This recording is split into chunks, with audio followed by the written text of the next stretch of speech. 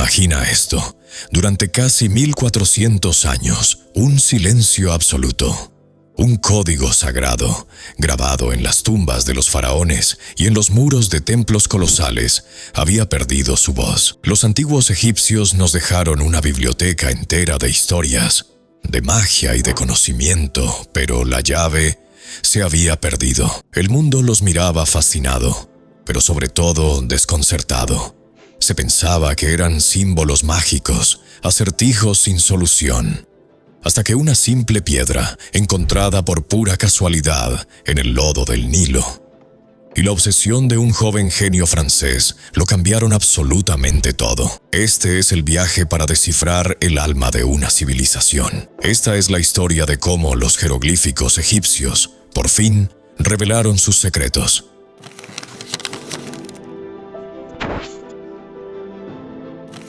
La historia de los jeroglíficos es la historia de Egipto. Nacieron en un momento crucial, alrededor del 3300 a.C., justo cuando la civilización egipcia comenzaba a forjarse. Pero no eran simples dibujitos.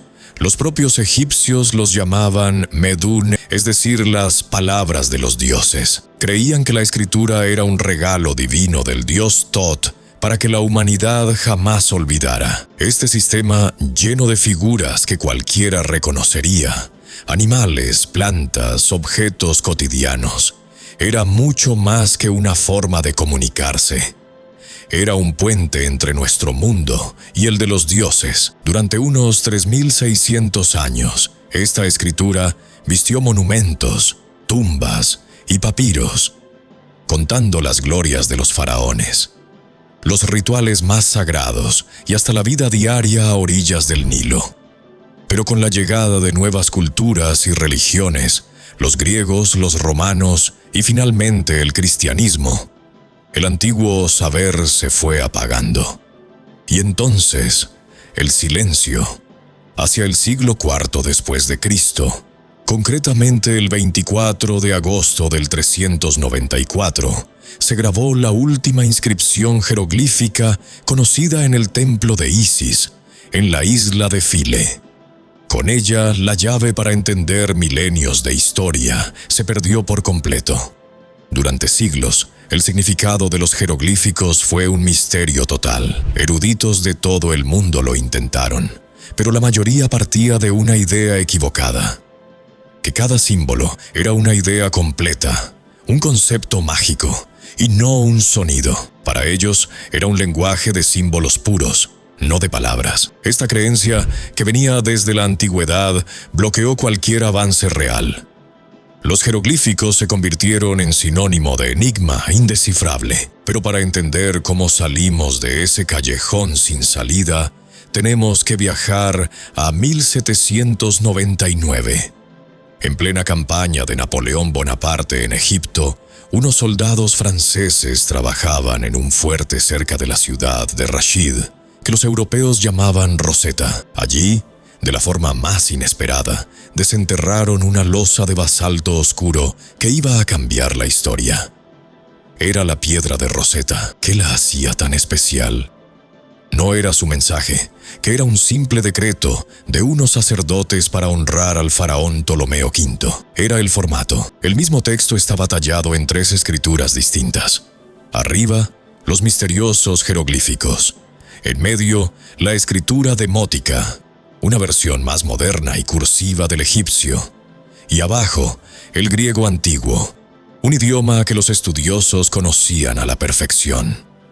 Por primera vez, había una posible hoja de ruta, un diccionario tallado en piedra. La carrera para descifrar el alma de Egipto había comenzado. La piedra de Rosetta desató una competición intelectual feroz por toda Europa. Pero el enigma se resistía. El principal obstáculo seguía siendo esa vieja idea de que los jeroglíficos eran solo símbolos. Sin embargo, había un hombre, un joven prodigio francés, que no iba a aceptar un no por respuesta.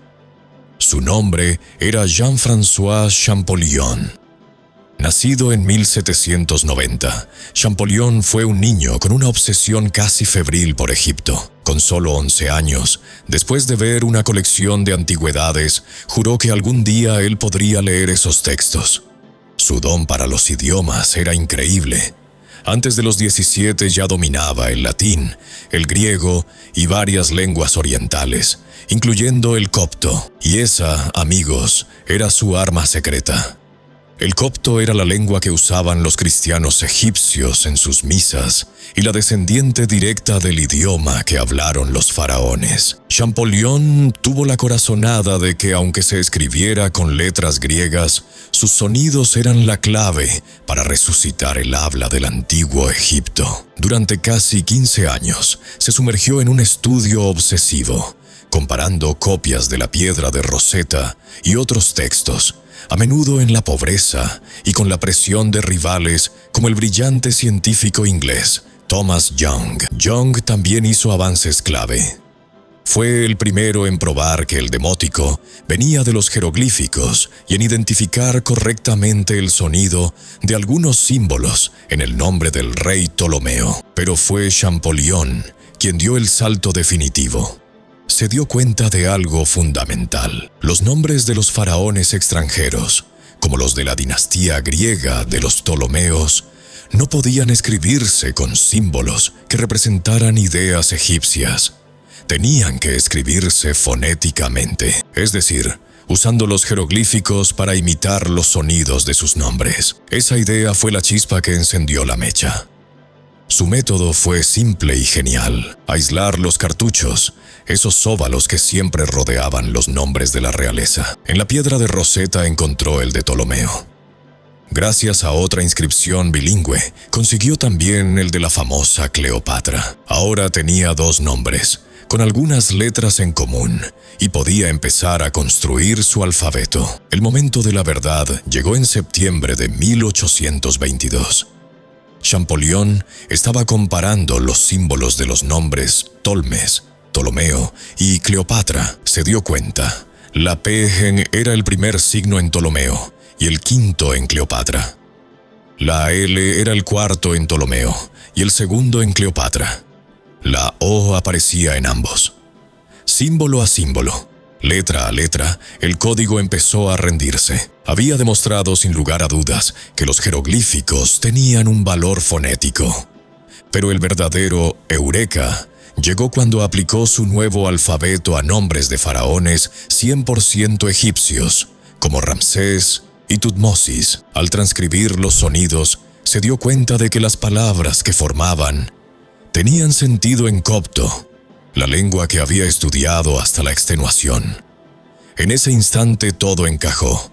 La escritura egipcia no era ni puramente simbólica ni puramente fonética. Era un sistema híbrido, brillante y complejo. Champollion descubrió que los jeroglíficos funcionaban de 3 maneras a la vez. Primero, como fonogramas, donde un dibujito representa un sonido, como nuestras letras. Segundo, como logogramas, donde el mismo dibujo representa la palabra completa del objeto que es. Por ejemplo, el dibujo de una pierna podía significar simplemente pierna. Y tercero, y aquí viene lo más ingenioso, como determinativos. Estos eran símbolos mudos que se ponían al final de una palabra para aclarar de qué estabas hablando y evitar confusiones. Por ejemplo, después del nombre de un hombre, dibujaban una pequeña figura masculina. Después de una palabra relacionada con el agua, ponían el símbolo de las ondas. El 14 de septiembre de 1822, convencido de su triunfo, corrió a la oficina de su hermano. Y según cuenta la leyenda, gritó: «Je tiens l'affaire, lo tengo», antes de desplomarse por el puro agotamiento. Había cumplido la promesa que se hizo de niño. Le había devuelto la voz a Egipto. El desciframiento de los jeroglíficos nos enseña que detrás de cada símbolo antiguo no hay solo un misterio, sino una historia humana esperando ser escuchada.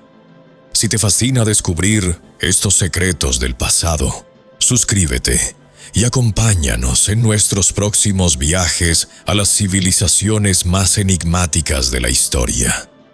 El logro de Champollion fue mucho más que un simple rompecabezas académico. Fue como encontrar la llave de una cápsula del tiempo que llevaba 3000 años esperando. De repente, los muros de los templos dejaron de ser simple decoración y empezaron a hablar. Por primera vez, podíamos leer la historia de Egipto contada por los propios egipcios. Gracias a él, conocimos las batallas de faraones como Ramsés II, pero también la vida de los obreros que construyeron las pirámides, con sus huelgas y preocupaciones, todo registrado en papiros.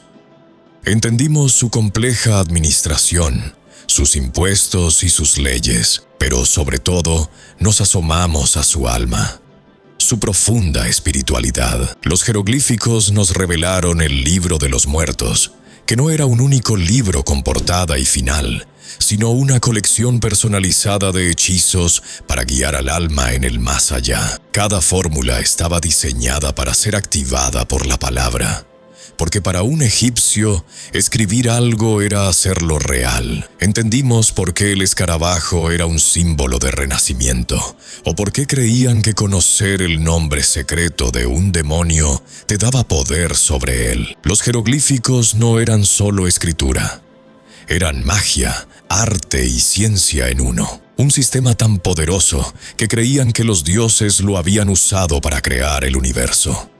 Al tallar sus historias en piedra, los faraones no solo dejaban un recuerdo, sino que buscaban la inmortalidad, asegurándose de que sus nombres y sus hazañas fueran pronunciados por toda la eternidad. Hoy, cada vez que un egiptólogo traduce una nueva inscripción, sigue los pasos de Champollion. Estamos escuchando las voces de sacerdotes, reinas, arquitectos y poetas que vivieron hace milenios.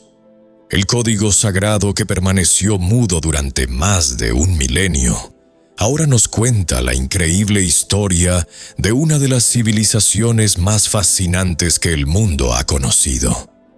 Un testamento de piedra sobre el poder de la palabra para vencer al olvido.